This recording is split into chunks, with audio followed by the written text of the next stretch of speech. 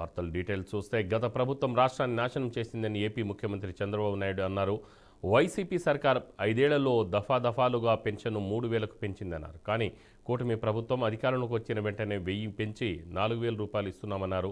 YCP పాలనలో రాష్ట్రం నిర్వీర్యమైందని మండిపడ్డారు. చిత్తూరు జిల్లా గంగాధర నెల్లూరులో నిర్వహించిన పేదల సేవలో చంద్రబాబు కార్యక్రమంలో పాల్గొన్నారు. లబ్ధిదారులు ఇంటికి వెళ్లి పెన్షన్లు పంపిణీ చేశారు. లబ్ధిదారుల స్థితిగతులను అడిగి తెలుసుకున్నారు.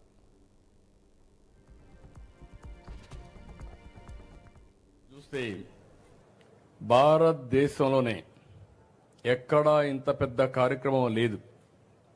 ప్రతి ఒక్క వ్యక్తి మీరు గుర్తుపెట్టుకోవాలి, దగ్గర 64 లక్షల మందికి. మామూలుగా మీరు చాలా మందిని చూశారు.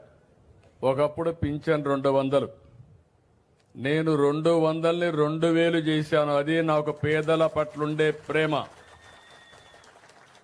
గడచిన సంవత్సరం ముక్కుతూ మూలుగుతూ 5 ఏళ్లు 3,000 చేశారు.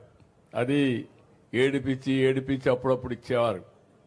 నేను వస్తానే చెప్పాను మీ అందరికీ, 3,000 4,000 చేస్తానని చెప్పి పెంచిన పింఛను కూడా ఏప్రిల్ నెల నుంచి ఇస్తానని చెప్పి మీకు ఇచ్చిన పార్టీ ఎన్డీఏ అని చెప్పి కూడా నేను మీకు తెలియజేస్తున్నా. అదే మరి కొంతమంది సమాజంలో దివ్యాంగులు ఉంటారు.